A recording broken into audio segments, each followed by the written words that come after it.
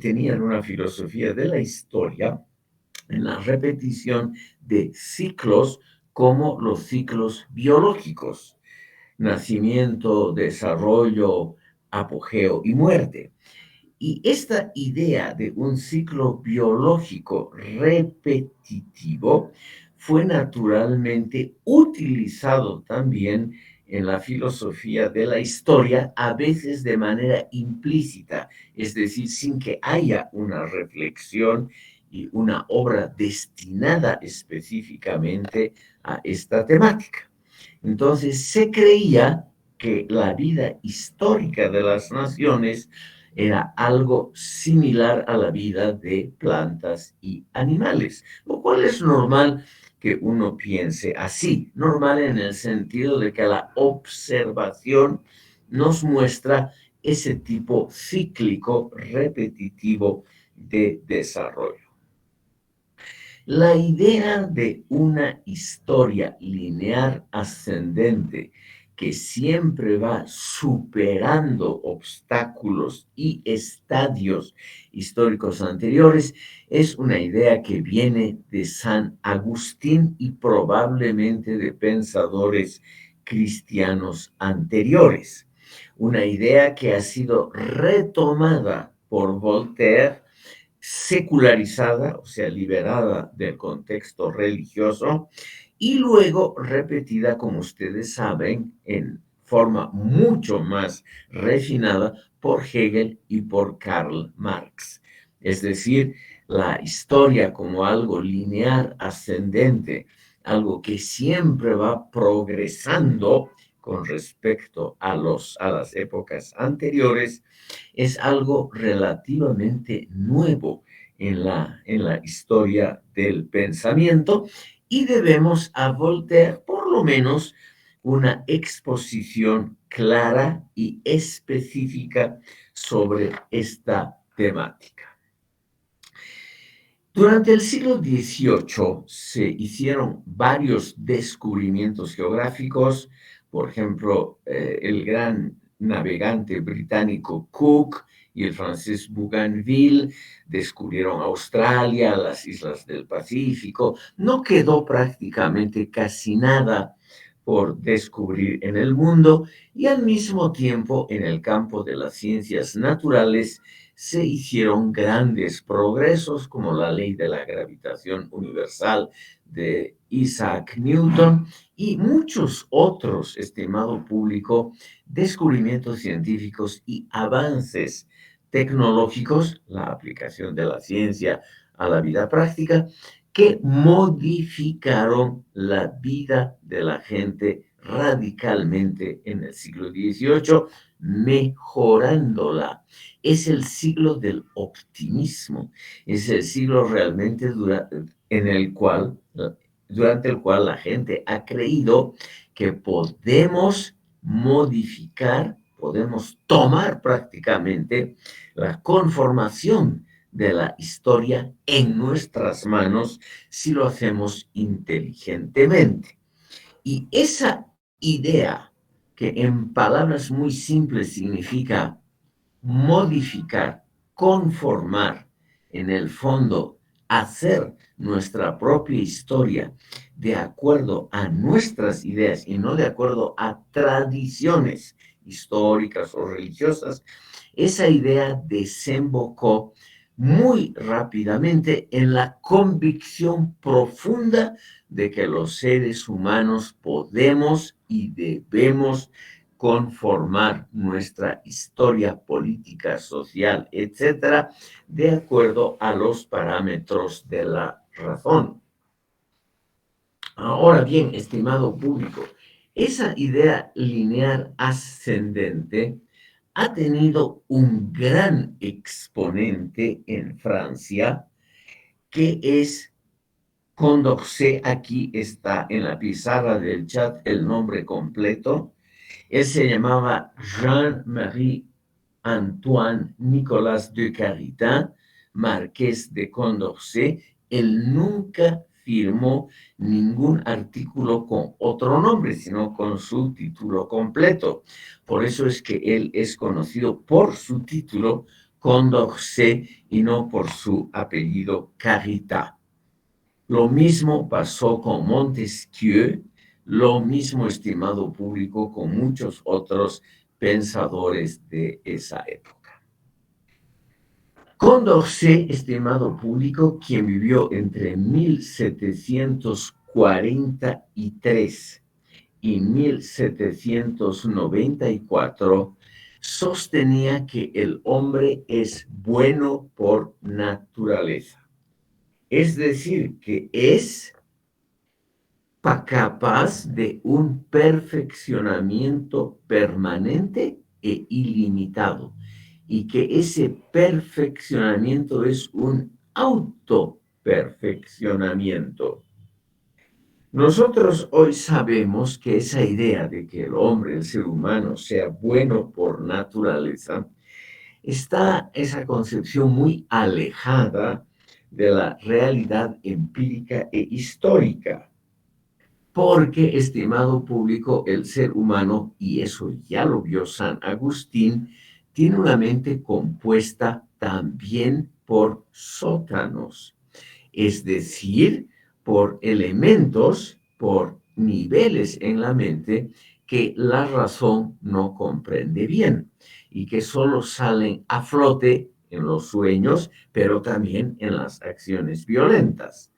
Sigmund Freud, el inventor del psicoanálisis, nos ha aclarado algunas cosas, no siempre correctamente, pero ha hecho un gran aporte al mostrarnos la complejidad de la mente humana, que no siempre está regida por la razón, más bien que rara vez está regida por la razón. Condorcet, como todos los grandes ilustrados de la época, creía, sin embargo, que el ser humano puede perfeccionarse a sí mismo, y eso de forma ilimitada. O sea, él creía, estimado público, que podemos hacer avanzar la historia si los hombres de buena voluntad y con poder político se unen y le dan un empujón a la historia hacia el camino correcto, como fue para Condorcet el comienzo de la Revolución Francesa.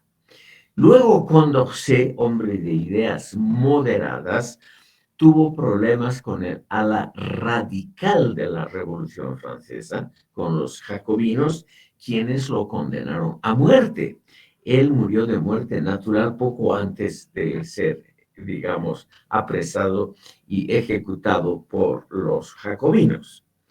Pero lo interesante es que Condorcet, hasta el fin de su vida, creyó, estimado público, que el ser humano siempre está mejorando su mundo social, o sea que está permanentemente construyendo un mundo que resulta mejor que el anterior. Él creyó que la educación y la instrucción públicas y la reforma de las mismas adquieren una relevancia de primer grado. Por ello es que él creyó que una buena educación puede mitigar todas las diferencias naturales, por ejemplo, de talento y fortuna.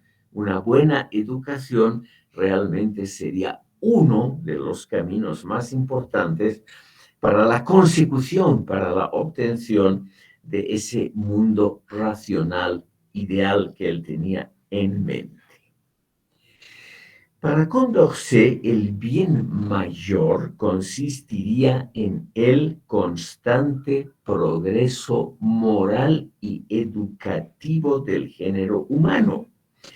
Y ese progreso moral se manifestaría en el desenvolvimiento histórico de la humanidad de acuerdo a leyes del perpetuo mejoramiento.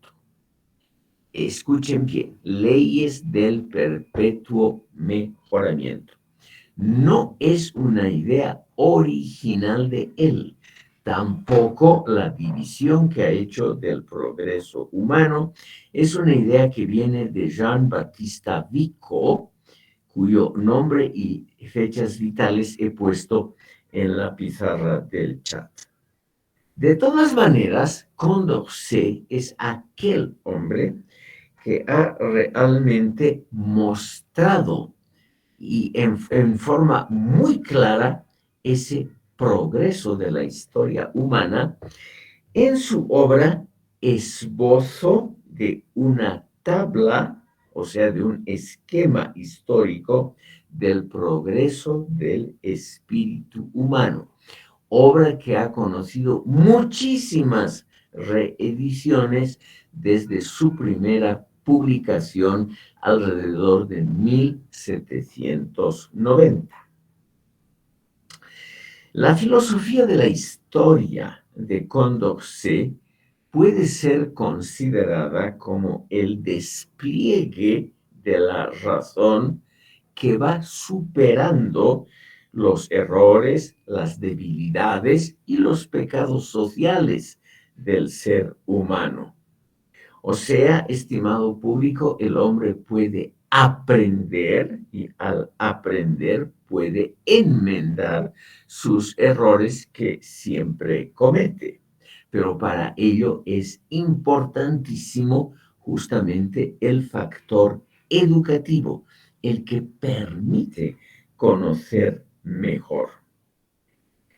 Condorcet, estimado público, puede ser considerado como el primer autor de una filosofía positiva de la historia universal, una historia del adelanto perpetuo, que luego ha sido tomada por Hegel, Marx y muchos otros pensadores posteriores.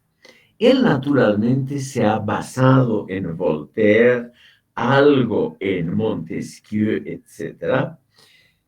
Y él creyó que la labor del pensador, o sea, del filósofo, de nosotros, es, estimado público, estudiar los eventos políticos, sociales, históricos, educativos, para descubrir el sentido y la dimensión del proceso evolutivo.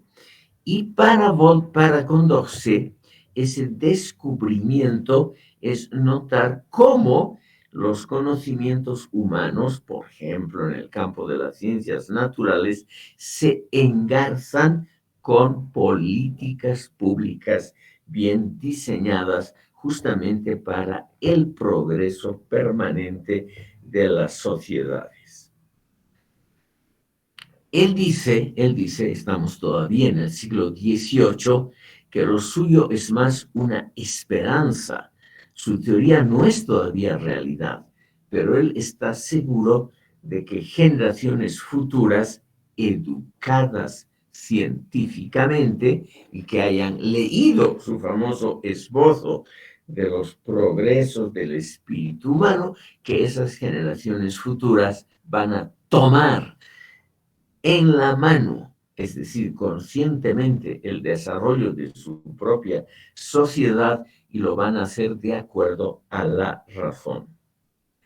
Y ahora viene lo esencial. Según Condorcet, la naturaleza física no ha puesto ningún término al progreso humano, no ha puesto ningún límite a la perfectibilidad absoluta de las facultades humanas.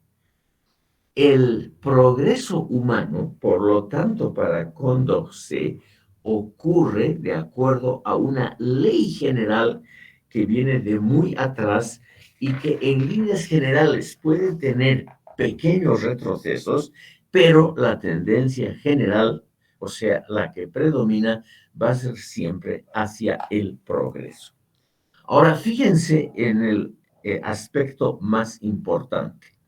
Según Condorcet, el espíritu humano, el espíritu científico, el espíritu que conoce, tiene una perfectibilidad ilimitada, En palabras más simples, el espíritu humano siempre puede ser mejor sin conocer ninguna frontera para ese desarrollo.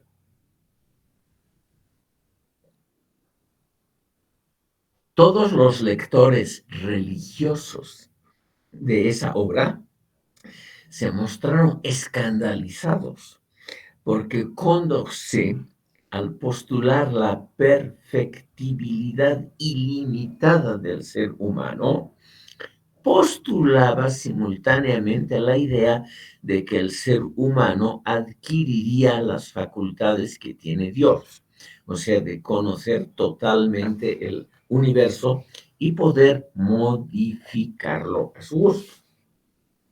Es decir, estimado público, la idea de Condorcet, vista ahora, después de las catástrofes del siglo XX que han sido apoyadas por los avances de la tecnología, la idea nos parece algo exagerada. Sobre todo tiene algo de demoníaco, como ya lo han visto sus primeros críticos, algo de luciferiano. ¿Por qué menciono a Lucifer? Estimado público, cuando Dios creó el mundo, creó también a un ángel extraordinariamente, a un espíritu extraordinariamente bello e inteligente, cuyo nombre se deriva justamente de la luz, o sea, de la inteligencia, de la iluminación. Y ese Lucifer trató en un acto de rebelión de tomar el lugar de Dios. Es decir, en una palabra, la inteligencia nos puede jugar malas pasadas y nosotros podemos tratar de tomar el lugar de un demiurgo, de un creador del universo, como lo han creído seguramente Stalin, Hitler y muchas personalidades políticas en el siglo XX, que no tienen límites a su accionar porque ellos son la encarnación, primero, de la voluntad de su pueblo y segundo, de la inteligencia del ser humano. Entonces, estimado público, la inteligencia nos puede jugar una mala pasada.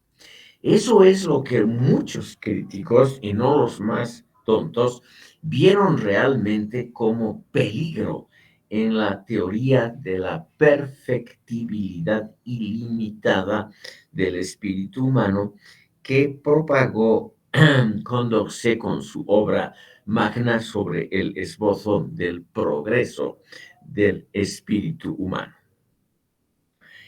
Estimado público, nosotros ahora, en el siglo XXI, conocemos a dónde nos puede llevar el exceso de autoconfianza, de creer que podemos y debemos hacer todo y que podemos nosotros modificar y moldear la historia humana de acuerdo a nuestros conocimientos.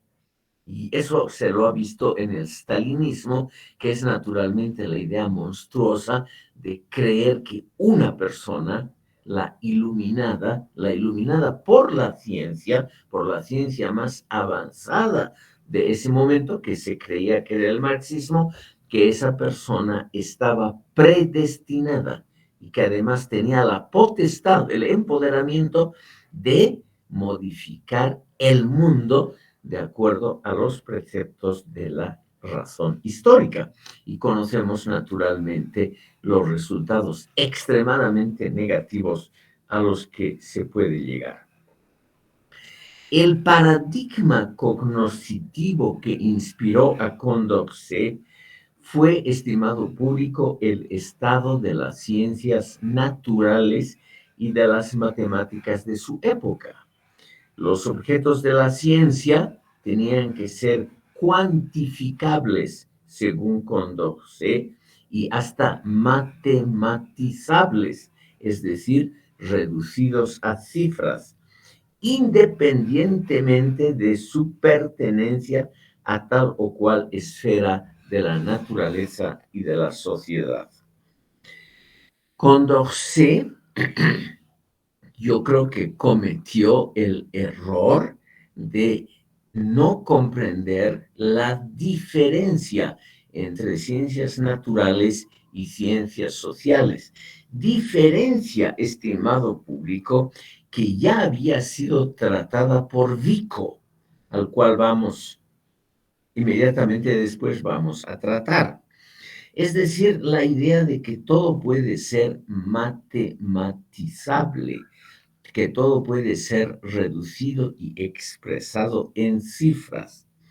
Condorcet era realmente un tecnócrata, como ahora se llama, una persona que cree que todas las relaciones humanas pueden ser expresadas mediante las matemáticas, las cifras, las estadísticas, etc. La eliminación de los conceptos cualitativos de la filosofía, por ejemplo, de la filosofía medieval, fue una de las metas del quehacer filosófico de Condorcet. Él está totalmente en contra de toda expresión como dignidad humana o similares que provienen naturalmente del acervo clásico de la filosofía. Él cree que Platón, por ejemplo, era un charlatán. Él creyó que toda la filosofía medieval no servía para absolutamente nada. Y él creyó también que algunos pensadores importantes de su propia época, que creían en conceptos como la dignidad, etcétera, él creyó que estaban simplemente equivocados. Los héroes de Condorcet son los científicos y los inventores, los que hacen avanzar rápidamente a la humanidad. Es una inclinación cientificista, o sea, exagerando los aspectos de la ciencia. No es, estimado público, una inclinación científica, sino es una inclinación que exagera las funciones y las posibilidades de la ciencia. Eso es lo que se llama cientificista. Toda esta inclinación cientificista de Condorcet no pudo, y este es un punto importante, no pudo encubrir los prejuicios etnocéntricos muy humanos de Condorcet. Él afirmó, por ejemplo, que solamente los griegos y los franceses fueron los dos pueblos que más contribuyeron al progreso del género humano. Y este destino habría sido la obra de la naturaleza misma. Es un prejuicio que no puede ser demostrado científicamente. Y justamente Condorcet, que era matemático de origen, era un gran conocedor de las matemáticas y física de su época. La mayoría de sus obras son de carácter físico-matemático. Condorcet, estimado público, creyó en ese prejuicio absolutamente insostenible de que solo había dos pueblos en el mundo que eran los elegidos por la propia naturaleza para hacer avanzar a la humanidad, griegos y franceses. Como después lo creyó Heidegger, que solamente los griegos y los alemanes eran los dos pueblos que sabían hacer filosofía. Él dijo textualmente, Condorcet, que los pueblos ignorantes, estoy citando, que los pueblos ignorantes y serviles de la India, o sea, de Asia y del África, harían bien en alcanzar el nivel civilizatorio de Francia. de la cual dijo textualmente, la nación del mundo más libre, más esclarecida y más exenta de todo prejuicio social. Ven ustedes aquí que la tendencia cientificista de Condorcet, que era muy usual en la época y que es uno también, lamentablemente, de los rasgos de muchos de estos pensadores de la Ilustración, por eso la menciono explícitamente, él creyó, estimado público, que hay evidentemente naciones favorecidas por la naturaleza, aunque no explicó cómo la naturaleza en líneas claras favorece a pueblos como el francés. La Revolución Francesa significó la desgracia para él, a pesar de haberla apoyado en un comienzo. Entonces, debido a esos prejuicios etnocéntricos, aparte de su tendencia cientificista, es que él dice esa tontería que Francia es la nación del mundo más libre, más esclarecida y más exenta de prejuicios.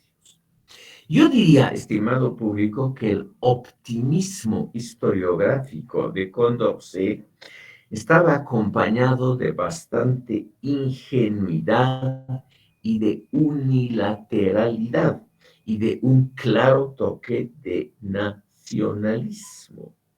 Su acendrado, o sea, su muy acentuado eurocentrismo y etnocentrismo francés no le permitió una percepción adecuada de las naciones extraeuropeas. Ni siquiera él concibió que Alemania podía llegar a ser algo importante y él no concibió que Europa oriental pudiera dar algún aporte al progreso civilizatorio.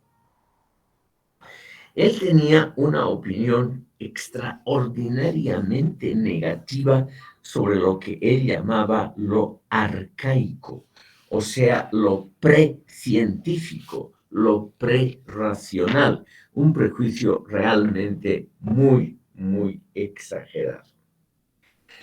La obra de Condorcet no muestra, estimado público, ninguna empatía, es decir, ninguna simpatía por los pueblos que no sean Francia. El progreso humano para Condorcet ha sido un progreso que culmina en París y en su persona. Hegel, en décadas posteriores, nos va a dar una opinión que se parece muchísimo a la de Condorcet, por eso la señalo. La obra de Condorcet, como les decía, no trata de comprender otras mentalidades, otras normas sociales, otras culturas. Todas las manifestaciones del quehacer humano son medidas y calificadas según la ley obligatoria del desarrollo histórico que el Condorcet creyó descubrir en Francia. Por ello, estimado público, es que esta idea es tan radical, pero yo diría, es también una muestra de lo que puede llegar el racionalismo que no tiene limitaciones, que no tiene conciencia de sus propias fronteras. Estimado público, Condorcet, como les decía, fue una de las víctimas de la propia Revolución Francesa, de esa revolución racionalista que él había ayudado a triunfar. Por lo tanto, tenemos que tener obviamente distancia contra todo lo que he explicado anteriormente, distancia frente a la enciclopedia, al racionalismo y a la obra cumbre de todo ello, que es la Revolución Francesa. El mundo del hombre, del ser humano para Condorcet es un laboratorio, un campo igual que en las ciencias naturales, donde simplemente por experimentos se puede desentrañar fácilmente el secreto de la complejidad de la vida social, que dejaría por fin, según Condorcet, de tener el engorroso carácter de la variedad y la diversidad, porque todo desarrollo realmente racional e inteligente tenía que parecerse al de Francia y el de Francia parecerse al de París, para alcanzar la naturaleza clara, sencilla, inequívoca y elegante de las soluciones matemáticas que él había estudiado toda su vida. Entonces, él lo que hace es reducir la historia universal a una parte de las matemáticas, una parte que puede, es decir, una historia que puede ser explicada por fórmulas matemáticas y una historia que se puede prever. Él creía, estimado público, que toda la historia puede ser prevista como un proceso, digamos, económico bien conducido. Y hasta eso es dudoso, que realmente se pueda predecir progresos económicos.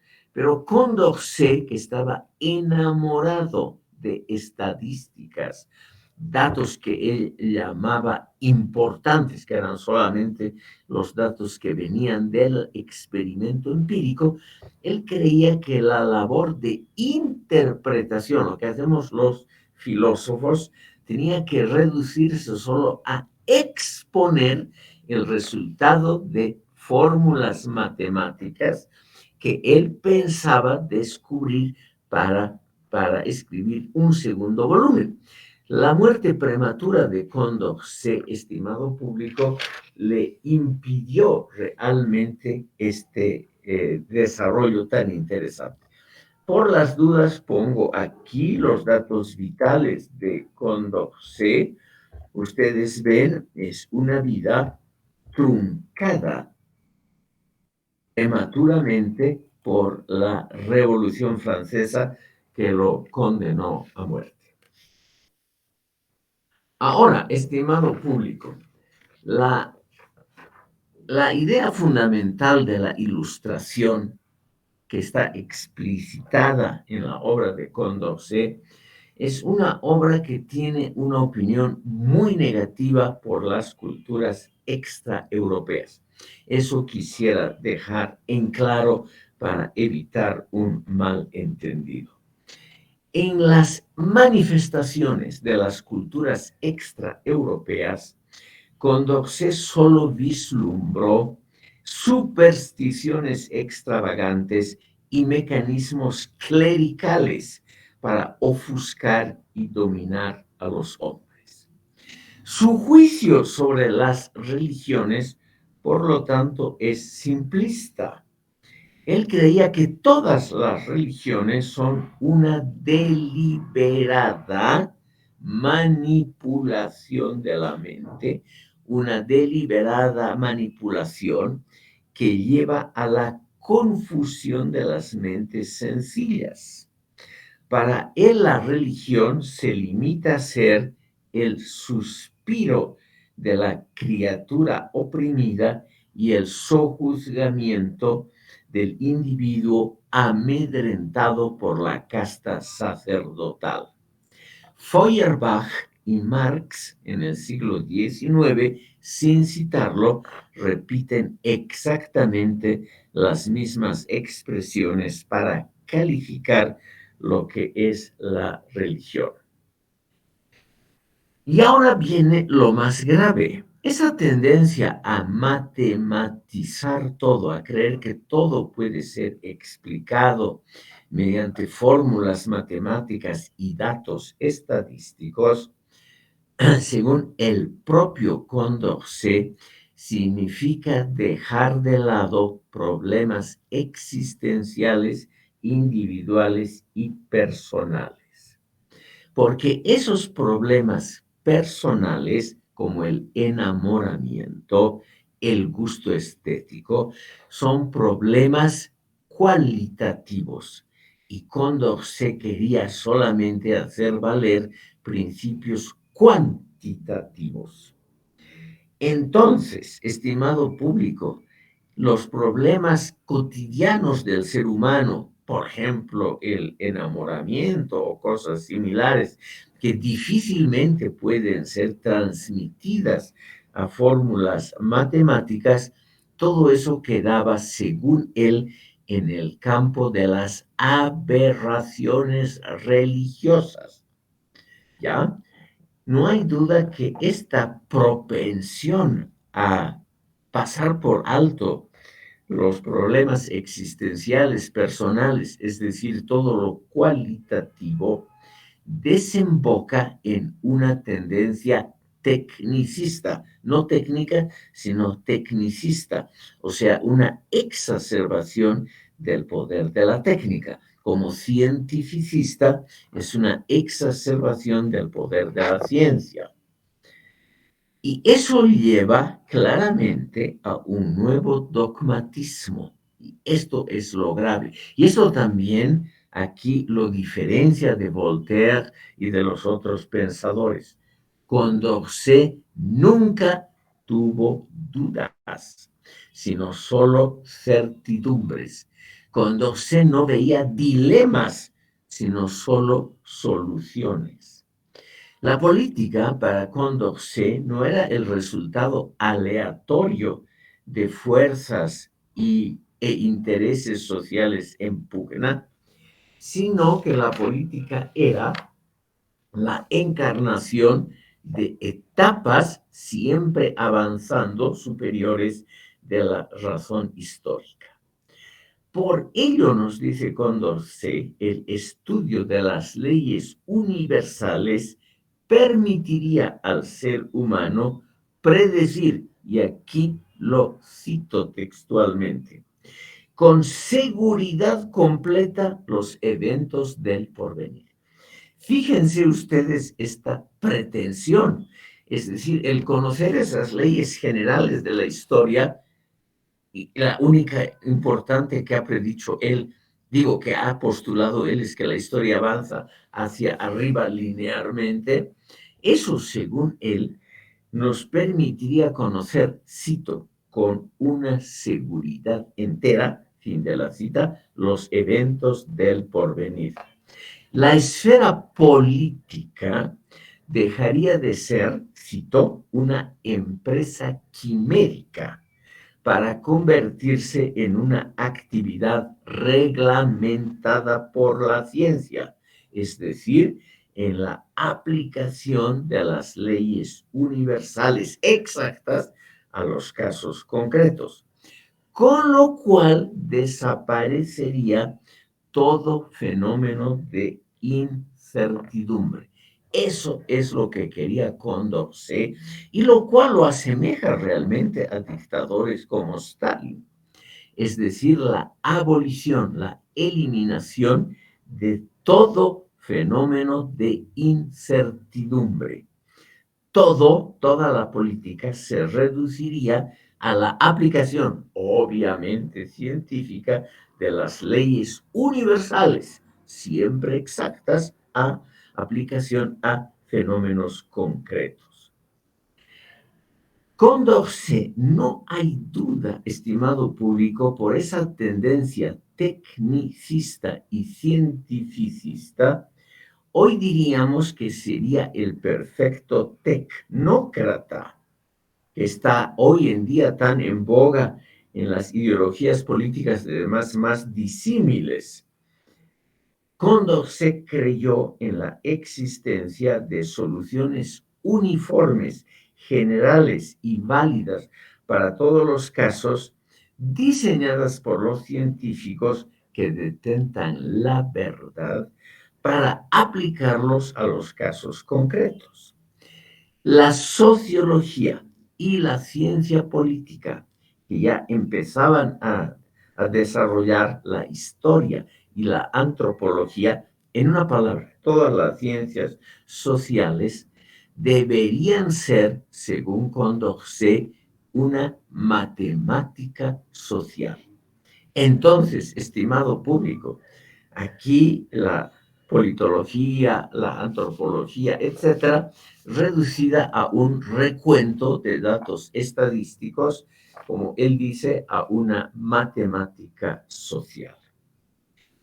No hay duda que todas estas tendencias, estimado público, se han manifestado en lo que podríamos llamar el socialismo práctico, real, existente, por ejemplo, en la Unión Soviética en épocas de Lenin y Stalin. En esa época teníamos unos cuantos personajes que conocían las leyes universales de la historia porque habían estudiado la verdad absoluta que era el marxismo. Entonces, cuando estos señores, Stalin, Lenin y los otros, concebían políticas públicas, esas políticas públicas eran matemáticamente la manifestación de las verdades absolutas de la ciencia aplicadas a casos concretos. Es la opinión que tenía Stalin de sí mismo cuando él decidió establecer campos de concentración o matar a los opositores o fusilar a los disidentes, etcétera, etcétera. Todo esto era la manifestación científica y por lo tanto absolutamente permisible, mejor dicho, obligada, la manifestación obligada de la aplicación práctica, concreta, de una ley general que él obviamente conocía por ser el gran experto en marxismo. No es superfluo, estimado público, señalar que esta derivación del racionalismo es favorable a un despotismo ilustrado, al ejercicio de un centro todopoderoso, omnisciente, o sea que sabe todo, que tiene la obligación moral e histórica de imponer sus certezas, sus verdades y su proyecto al resto de la sociedad y del mundo. Concordante con esta visión tecnocrática, Condorcet rechazó toda institución que sean los poderes intermedios. Él rechazó, por ejemplo, toda federalización de Francia. Él rechazó enérgicamente todos los poderes que se podían conceder a los nuevos departamentos franceses. Francia fue dividida de nuevo de forma tecnocrática.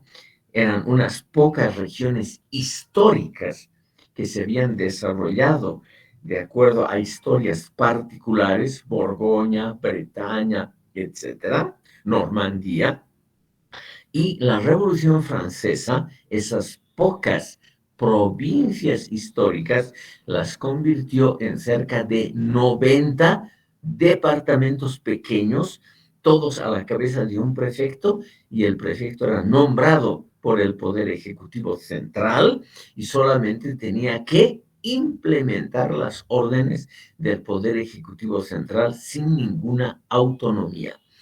Esa idea, estimado público, que realizó también la Revolución Francesa y que ha quedado hasta hoy en la estructura interna de Francia, también ha sido una medida apoyada y probablemente inspirada por Condorcet.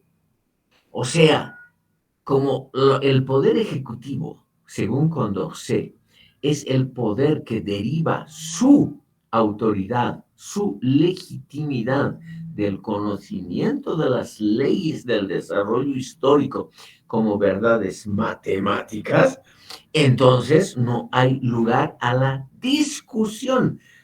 de la discusión de políticas públicas. Ustedes ven cómo la idea de los amigos, de los íntimos amigos de Condorcet, de que hay que discutir, dialogar permanentemente, ahora se convierte en lo contrario.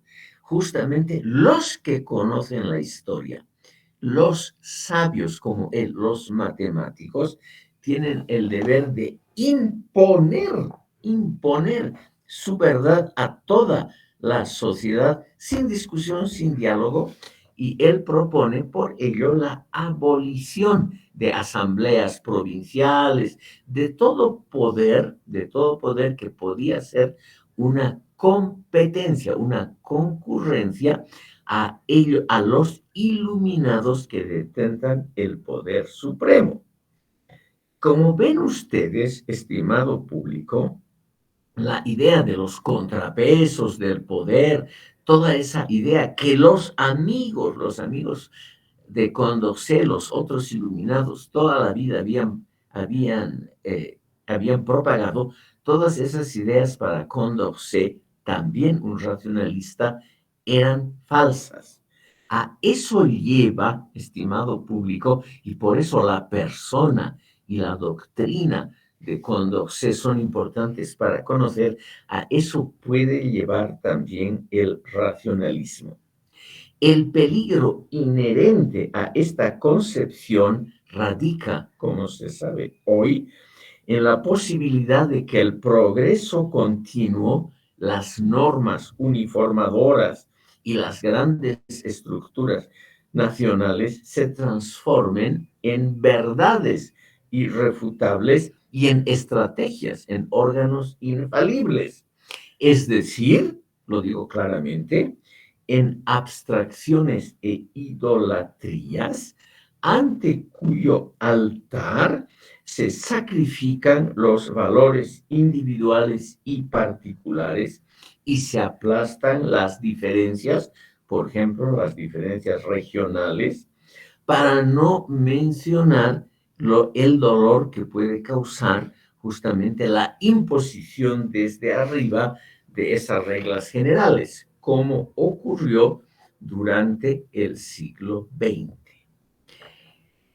Es por ello, estimado público, que debemos dar un vistazo dentro de las propias tendencias racionalistas a aquellos pensadores como Jean-Baptiste Vico que previeron esas posibilidades y dentro de la corriente racionalista crearon otras posibilidades de pensar y de actuar. Por eso permítanme ustedes, para cerrar la sesión de hoy, unas palabras sobre Vico y también sobre Herder. Los dos, estimado público, los he puesto en la pizarra del chat. Aquí tienen ustedes con los datos vitales y el título de la obra principal de Vico, que es la que nos va a preocupar ahora, La nueva ciencia sobre el origen común de los pueblos. La traducción puede variar un poquito. Es el título de la obra en italiano que él publicó en una edición primero por 1713-14 y la edición definitiva muy modificada en el año de su muerte en 1744. Estimado público, ¿por qué es importante este señor Vico, personaje que ha tenido, yo diría, una vida trágica, totalmente desconocido en vida? El estimado público nunca fue reconocido por sus pares en el campo, por ejemplo, académico o en la universidad o en la opinión pública ilustrada. Él murió siendo un absoluto desconocido, profesor además de una cátedra muy secundaria y mal pagada de retórica en la Universidad de Nápoles, en el sur de Italia. Es un caso similar al de Kant en Königsberg. Vico nunca pudo abandonar la ciudad de Nápoles y un perímetro de pocos kilómetros alrededor por falta de dinero y por falta de oportunidades. En una palabra, una vida en la oscuridad. Y sin embargo, ha sido un gran pensador que hoy está otra vez de moda, sobre todo debido a los estudios muy interesantes, todos traducidos al español, de un filósofo de las ideas, un investigador de la historia de las ideas, que es Isaiah Berlin. Aquí también he puesto el nombre en la pizarra del chat. Todas las obras de Berlín escritas en inglés pueden ser, estimado público, revisadas en Internet gratuitamente. O sea, es muy fácil el acceso. Y también pueden ver ustedes en Wikipedia o en cualquier otra fuente, pueden ver ustedes lo esencial sobre Vico. Como les decía, una vida personal trágica, desconocida, una vida en la más total oscuridad y sobre todo una vida que tuvo que soportar el desprecio de su propia familia, porque era un profesor mal pagado, ignorante, oscuro, tonto, que no sabía venderse bien. Esa fue la tragedia de Vico y simultáneamente, estimado público, despreciado por las instituciones, por el gobierno de Nápoles, el reino de Nápoles en el sur de Italia, era uno de los países más conservadores del mundo, como es todavía hoy el sur de Italia. Vico, sin embargo, en esta obra, estimado público, nos ha dado algunas ideas muy importantes para comprender en realidad la historia. Permítanme dos conceptos centrales en Vico. Jean Battista Vico nos dice que lo verdadero y el hecho factual se convierten el uno en el otro y llegan a coincidir plenamente. Por lo tanto, no es así que podemos, como decían los racionalistas y Condorcet, examinar todo el mundo social, la dimensión sociopolítica e intelectual, como si fuese un laboratorio y de ahí deducir simplemente la verdad. Vico, que era contrario al cartesianismo de René Descartes, nos dice una cosa no contraria, pero simplemente diferente. Lo verdadero y el hecho factual se convierten el uno en el otro. Por lo tanto, la verdad tiene un nexo importante con la producción intelectual. La única verdad posible no se la conoce por medio de laboratorio, sino por los resultados de la acción creadora. O sea, la verdad se conoce interpretando la acción creadora de la humanidad, la producción que nosotros mismos hacemos.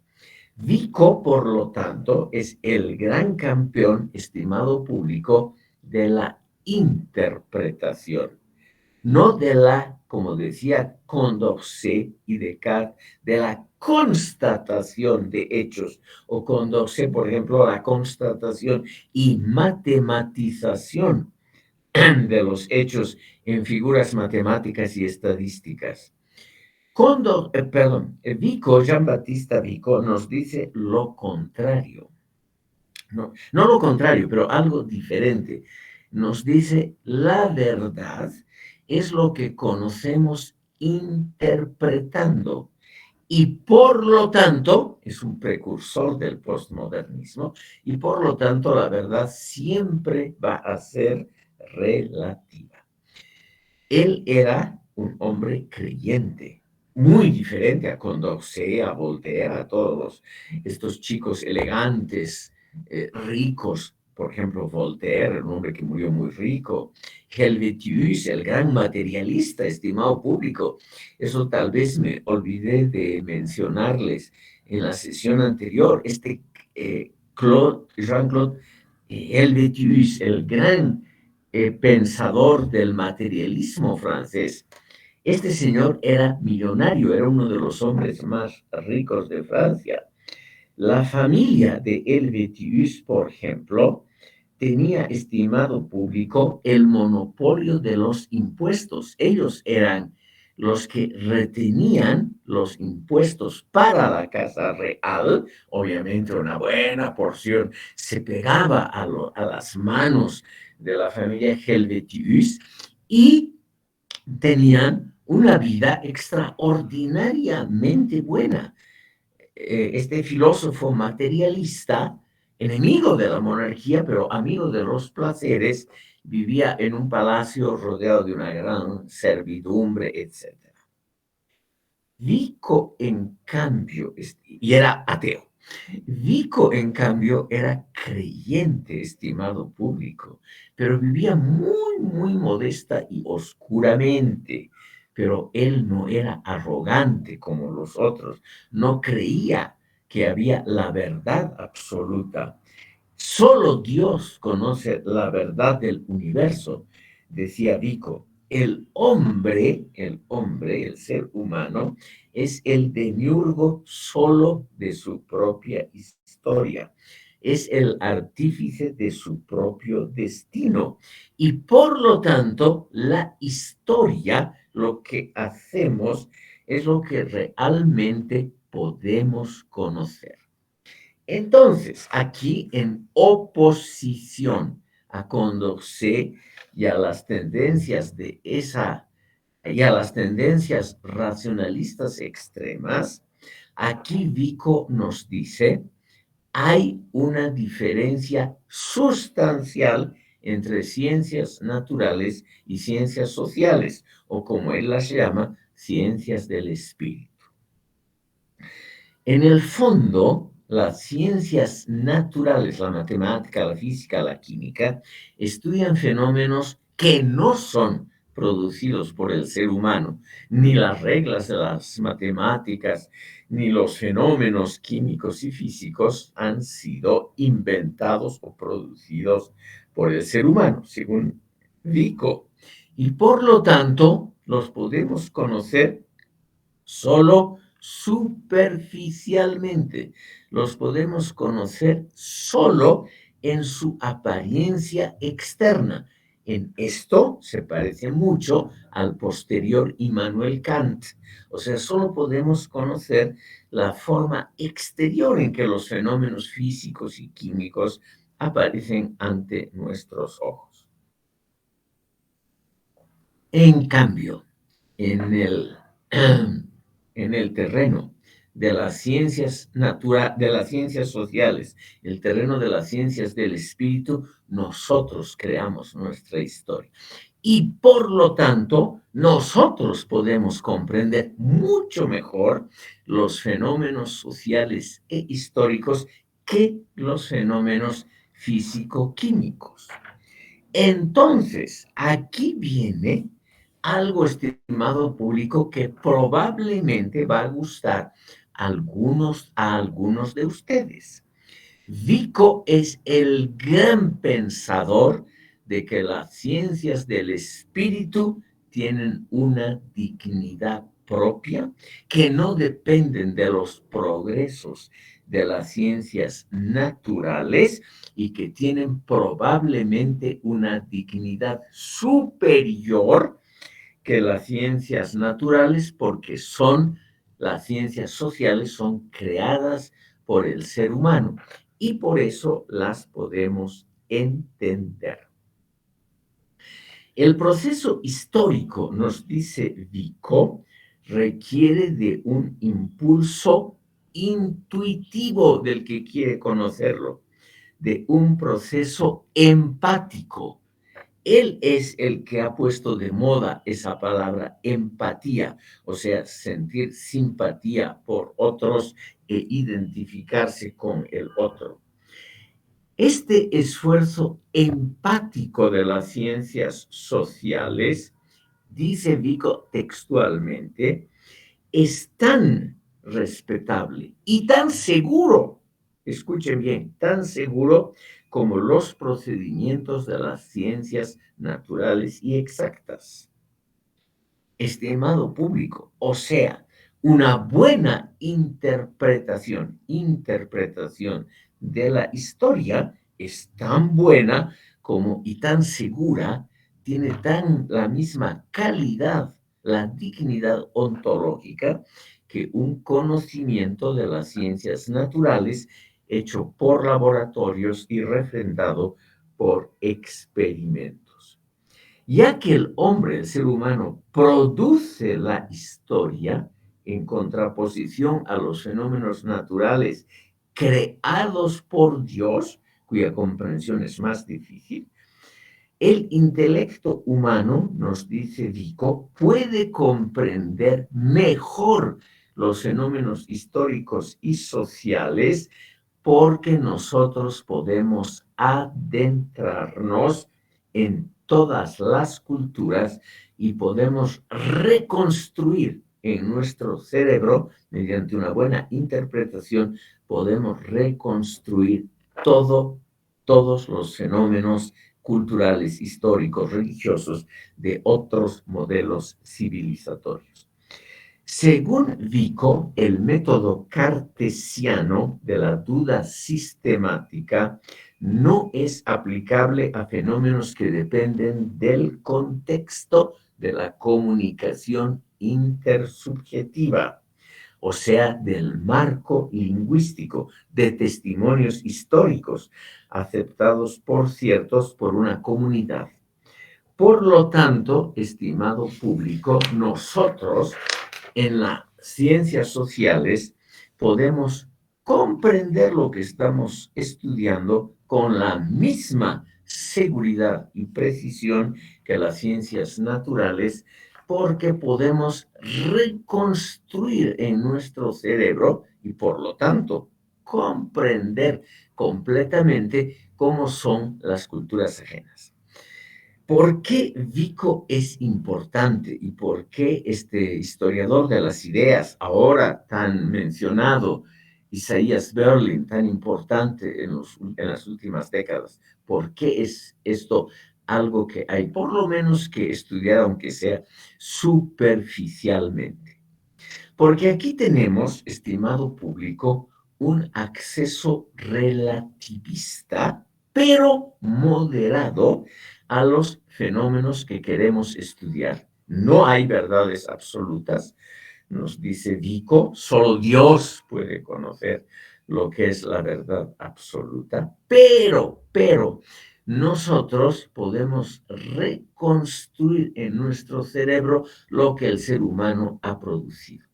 Es un relativismo, estimado público, muy moderado, porque al contrario de lo que dicen los postmodernistas actuales, cada cultura es propia, cada cultura solo puede ser entendida por los habitantes de la propia cultura, cada cultura solamente puede ser comprendida en sus propios términos.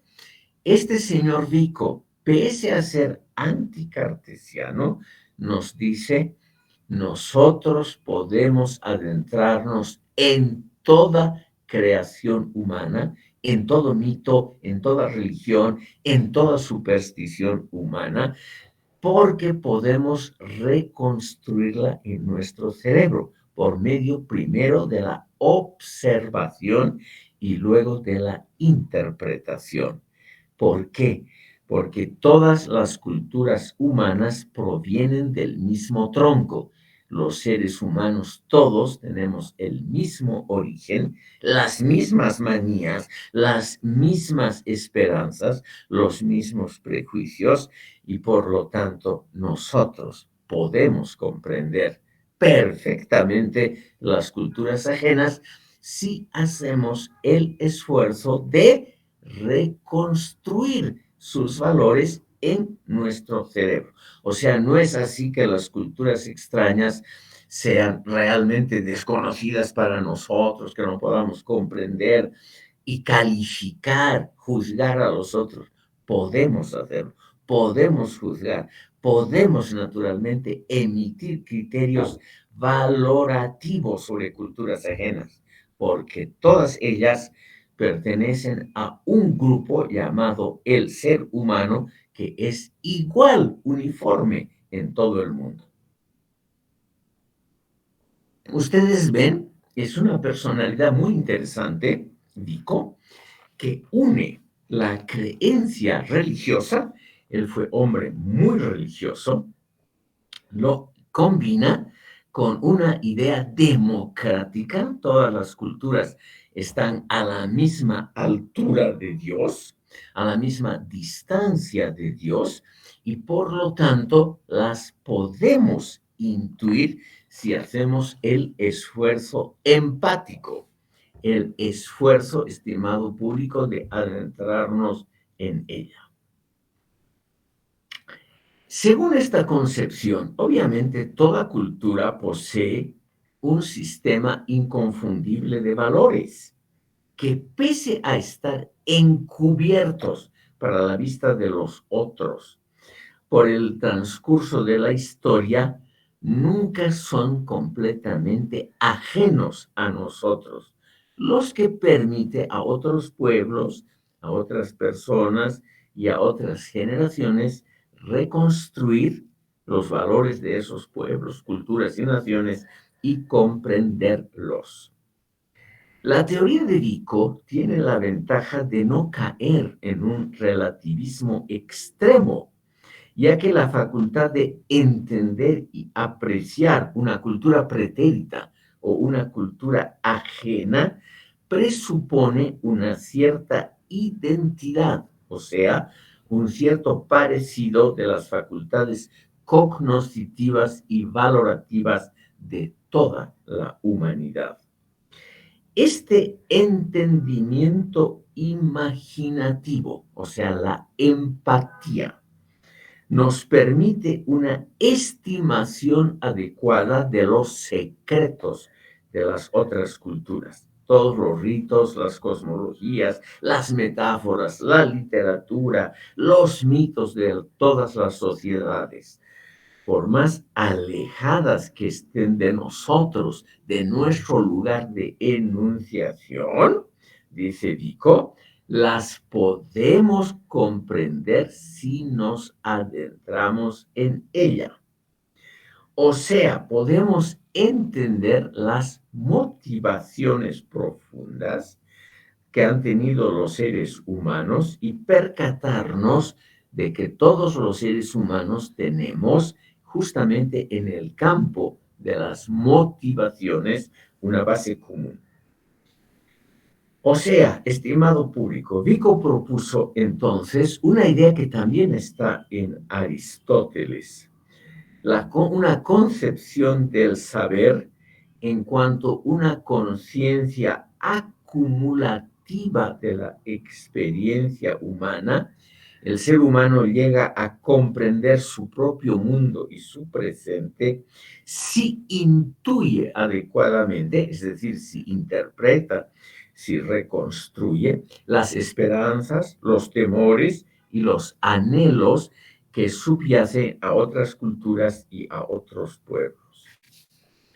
Las motivaciones de los otros pueblos, nos dice Vico, son interesantes, pueden parecernos muy distintas, pero una buena interpretación, o sea, una buena hermenéutica, nos puede de todas maneras hacer comprender el núcleo mismo, el elemento fundamental de la cultura ajena. Y él nos dice que esta tendencia hermenéutica, es decir, interpretativa, es igual de valiosa que la explicación analítica o matemática de causas y efectos en las ciencias naturales.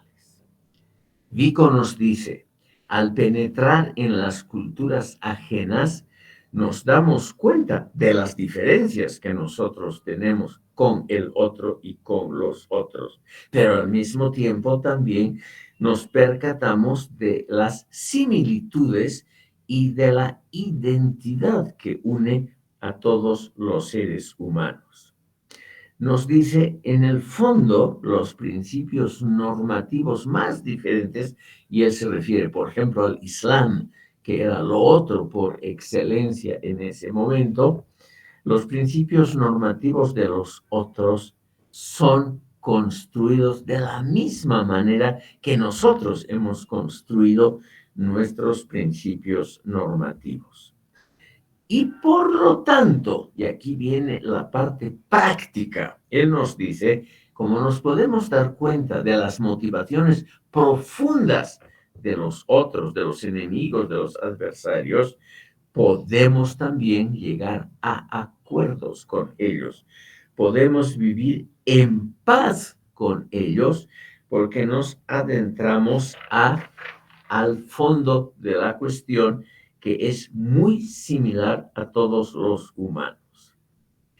Por lo tanto, estimado público, Vico nos habla, obviamente, de que hay ciertos progresos históricos, unas culturas avanzan más rápido que las otras, pero a la larga, en el largo plazo, todas son muy, muy similares.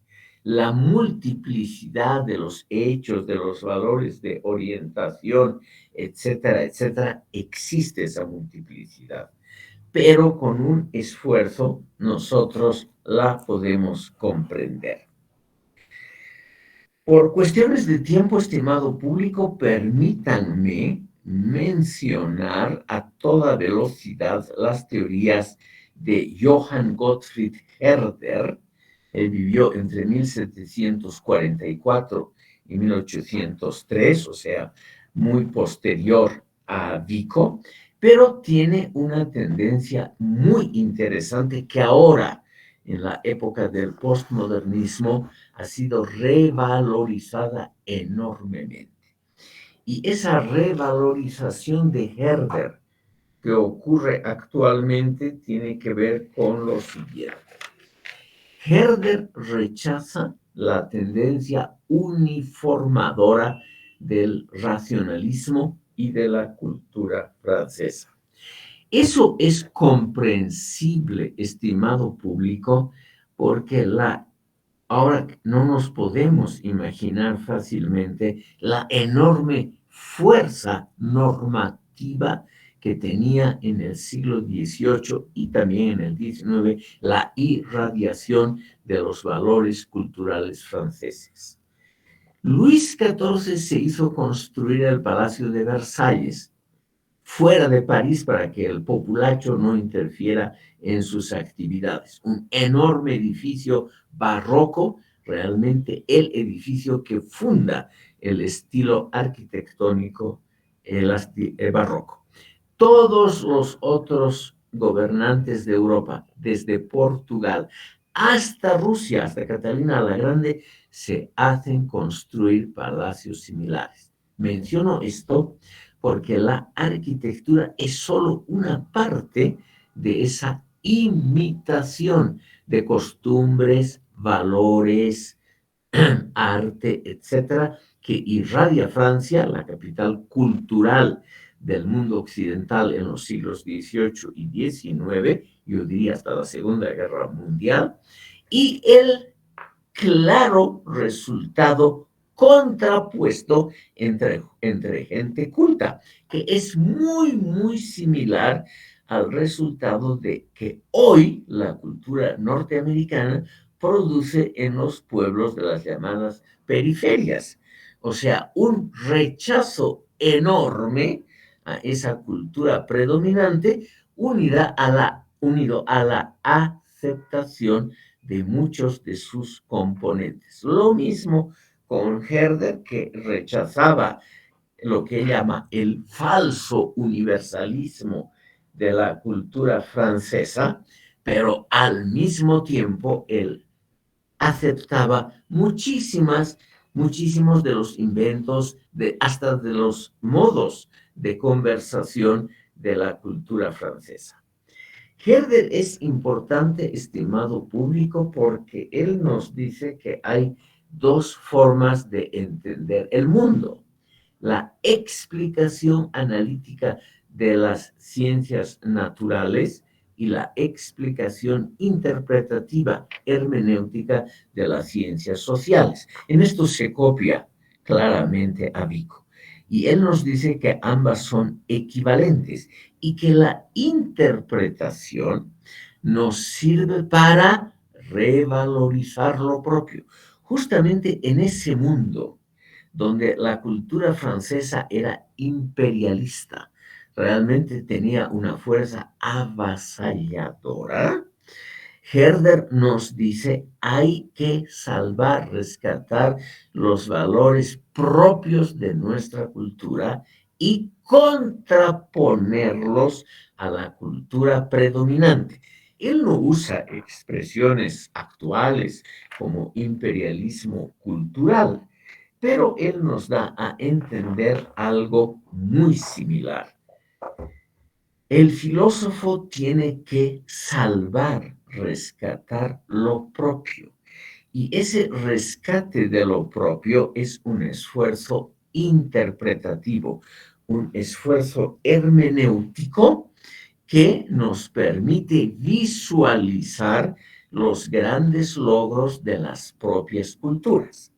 Es decir, ustedes ven que es algo muy actual, algo que aquí en el área andina se practica, diría yo, en el campo intelectual cotidianamente, el rescate de lo propio frente a la incursión de un imperialismo cultural mediante la reconstrucción de la herencia cultural.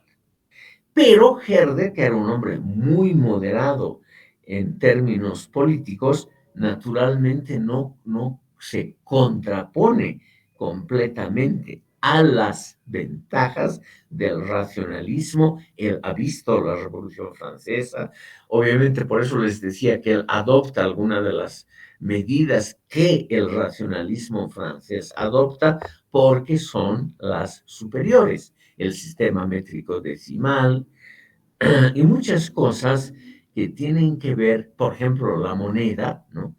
Etcétera, que tienen que ver con una racionalización de la vida social, que es lo que propone también el racionalismo y que la Revolución Francesa lleva a cabo. Por ejemplo, la terminación de los derechos consuetudinarios regionales. Eso también le parece a Herder una barbaridad, que cada región en Alemania, que estaba dividida en muchos estados soberanos, tenga sus propios códigos jurídicos, sus propios valores de orientación, que en el fondo solo dificultaban el fin que también él quería: la unidad del pueblo alemán. Estimado público, como son algo más de las 12, pregunto si hay tal vez alguna impugnación, algún comentario, alguna duda. Nunca teman ustedes preguntar. La persona que pregunta, el ser humano que pregunta, es símbolo de inteligencia. Así que, por favor, todo lo que quieran preguntar, con mucho gusto.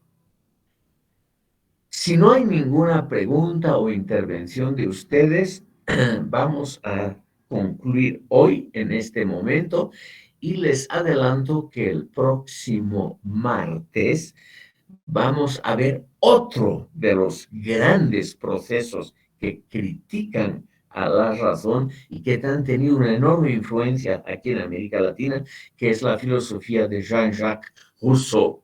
Y vamos a ver justamente en la sesión del próximo martes cómo estas teorías racionalistas se han expandido también por América Latina.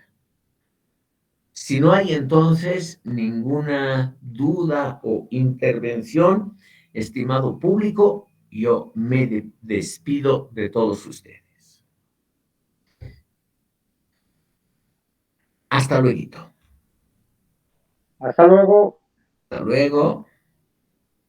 Hasta luego, Que Ricardo. les vaya bien. Hasta luego. Entonces, hasta luego. Hasta luego.